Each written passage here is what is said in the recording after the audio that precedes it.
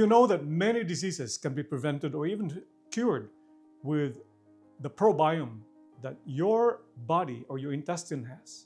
The problem is we have abused them. We have eradicated them. So we are going to discuss about what kind of bacteria is relevant to different diseases, and you might start thinking about making probiotics or yogurt, high fermented yogurt with certain bacteria will be part of your daily routine. This is Dr. Inad from Cadenza Medical Clinic, Ave Maria, Florida. We are going to start. Take, for example, diarrhea, common among infants, and especially the enterotoxic E. coli diarrhea, very common among food poisoning. If you don't pay attention to this, the E. coli overgrow the small intestinal bowel flora, or what you call SIBO. This E. coli will produce colectin. This colectin mutates the gene of your colon and eventually predisposes you to develop colon cancer. We call early onset colon cancer.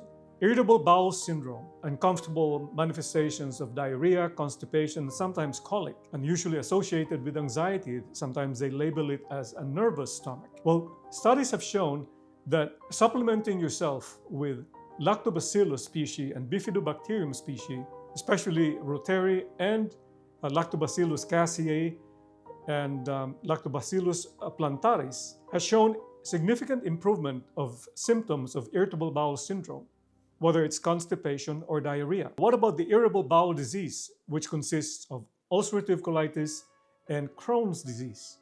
Many studies have supported that using supplementation of Lactobacillus species and Bifidobacterium also resolves this kind of diseases. H. pylori, which is identified to be the culprit of certain gastric ulcer or duodenal ulcer, is also shown to be eradicated by supplementing with Lactobacillus rhamnosus, Rosary, Saccharomyces boulardii. H. pylori also is a culprit for developing colectin, which, as I said earlier, together with the E. coli, can predispose you to early onset colon cancer. What about atopic dermatitis?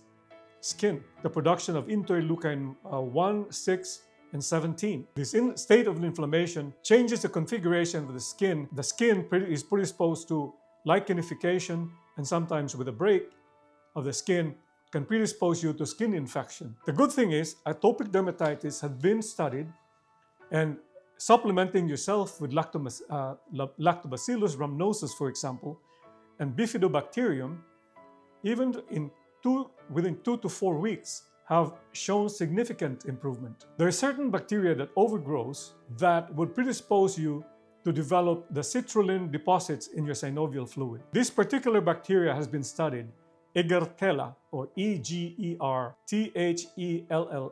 When there's an increased population or an overgrowth of these bacteria, facilitates the conversion of arginine residues of protein to citrulline residues. This citrulline residues deposits in the synovial fluid in rheumatoid arthritis. This is a painful inflammation. In rheumatoid arthritis, there is an overgrowth of Collinsella. This reduces the tight junction of the intestine, which predisposes you to have leaky gut. And this leaky gut phenomenon, together with the dysbiosis, will predispose you to many disease entities, such as the autoimmune disease like Hashimoto's. This Hashimoto's condition will predispose you to hypothyroidism. See, the gut is very important, and this probiome is very important in disease process. Take, for example, Prevotella, which is responsible for the polysaccharide breakdown. If there's an increase in population, it has been shown to increase the predisposition to rheumatoid arthritis. Porphyromonas gingivalis, which dwells in the gingiva, migrates to the synovium. So it is important that you brush your teeth or wash your mouth when you wake up in the morning so that you will eliminate the overgrowth of this bacteria overnight. So this is a demonstration of SIBO, small intestinal bowel overgrowth, which are usually coming from the colon There's a compromise of the population of the good bacteria like the Lactobacillus species, Bifidobacterium, and Saccharomyces allows the overgrowth of these bad bacteria like the E. coli that is responsible for the early onset of colon cancer, the formation of rheumatoid arthritis, and many other diseases. So there's so many things that you can do for your health. One would be to remove the offending agents. Sugar. It's a number one enemy of your good bacteria. Second, fast, because it improves your sympathetic tone to parasympathetic tone.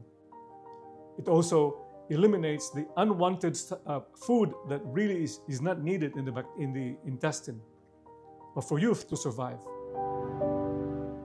Third, exercise. Exercise is very important because it converts the sympathetic tone to parasympathetic tone, and it decreases the cortisol level, which affects the state of the microbiome. See, everything is united in the body. The probiome feeds with fiber, vegetables, not the one-leaf lettuce that you put in the bun of the burger that's common. It is 2 cups of vegetables equivalent twice a day. Why? This bacteria loves this fiber to ferment, and the product of fermentation are the short-chain fatty acid like the acetate, butyrate, and propionate, which heals the gut and also feeds the bacteria. If you don't feed the bacteria with fiber, this bacteria will scrape on the mucin to expose the tight junction of the intestine or the leaky gut. So this pretty much is the center of the disease process of many of the organisms. Stress is the number one cause of causing dysbiosis or imbalance of the good bacteria and the bad bacteria. There is a switch to the proliferation of bad bacteria when you're stressed. Stress can only be fixed with meditation. You can relax in the beach, but meditation is the one that's proven even to heal traumatic brain rewiring of patients with trauma. Meditation and the unconditional love of Christ through His passion. Doing the breath prayer with breathing 1, 2, 3, 4, hold and exhale. 2, 3, 4, 5, 6, 7, 8, and hold. And incorporating the breath prayer of Jesus, Son of the living God, when you inhale. When you exhale, have mercy on us sinners. Or doing the chaplet of divine mercy. For the sake of your sorrowful passion, have mercy on us sinners. There's so many tools, and it's available in our Catholic faith. Even the meditative rosary, to meditate on the mysteries of the rosary, will heal the effects of stress. Neurophysiologically, it has been shown that the circulation to the hippocampus is improved, and decrease in the amygdala, which is the center of anxiety, it results when you meditate. There's increase in neurotransmitters like the melatonin, GABA, serotonin, which is the happy neurotransmitter, when you meditate. There's increased circulation to the hippocampus and decrease in the amygdala. Heart rate variability increases, that switches you to parasympathetic tone when you meditate. So together, fasting from sugar, exercise, do some corporal mortification, level it up, put a transcendental meaning of your exercise, offer up to your soul, and also for the people around you, and especially for the Pope. Meditate, that's a center of gravity, center of your health. Take care of the probiome. What you do, replenish it with high colony forming unit count of bacteria that we are going to demonstrate in the next video.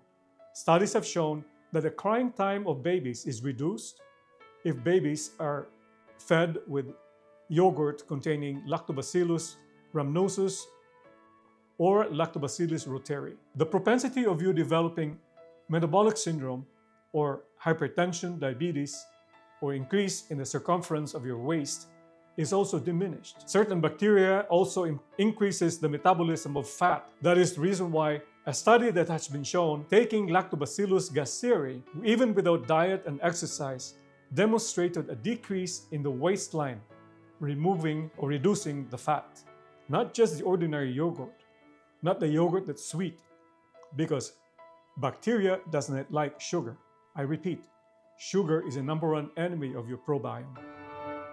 When you do all these things, you will stay healthy and prevent these devastating, morbid diseases like autoimmune disease, metabolic syndrome, like diabetes and hypertension, skin diseases like eczema and psoriasis, or even the children that you care for, the infantile colic and also eczema.